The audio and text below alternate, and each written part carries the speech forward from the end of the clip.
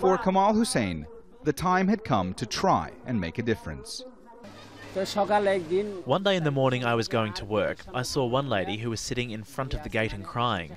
When I asked what happened, she said, "My baby's been missing since last night and I can't find him." After opening the office that day, I was thinking about it and I was feeling very bad. I was thinking, how can I help her? That was in late August, just as the massive exodus of Rohingya refugees fleeing violence in Myanmar was beginning. Since then, more than 500,000 people have arrived in Bangladesh. Kamal, himself a Rohingya refugee who's lived here for years, noticed that more and more families were getting separated in overcrowded camps. So he set up a lost and found booth. From behind this microphone at the Kutupalong Camp, he makes announcements about unaccompanied children that have been brought to him, as well as individuals who've been reported missing by their relatives. He says that there have been more than 1,400 people reported missing and estimates that more than 700 families have so far been reunited.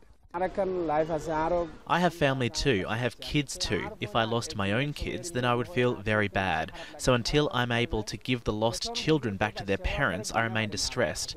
When I can return children to their parents, then I feel at peace. Kamal knows the chances of children being found increases when people can continue to communicate with each other. That's why he's also set up a charging station where refugees can charge their mobile phones for free. Kamal had been working as a security guard for an aid organization when he first got the idea for this initiative. He used money from his own savings to rent a microphone and start calling out the names of the missing and the lost. Now, he is doing this full-time. Mohammed was frantic when he couldn't find his 2.5-year-old son, Mahat Alam. People told me that I should go to the booth with the microphone where a person named Kamal will announce my baby's name. I searched all over for my son and still couldn't find him. When I was about half of the way to the booth, I heard that they were announcing that they had found a child. Then, when I arrived, I found my son with Kamal.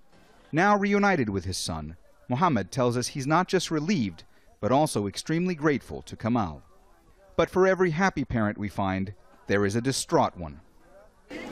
My son has been missing since last night. I searched for him yesterday, all day and night. As she waits for news alongside her other son, Mohammed Aziz, ALMORIJA's desperation only deepens. Kamal is all too familiar with this kind of suffering. It's why he sits in this booth despite the heat. It's why he works from early in the morning until late at night. Finding children, helping adults, making a difference, one name at a time. Mohammed, Jamjoom, Jazeera, at the Kutupalong Camp in Cox's Bazar, Bangladesh.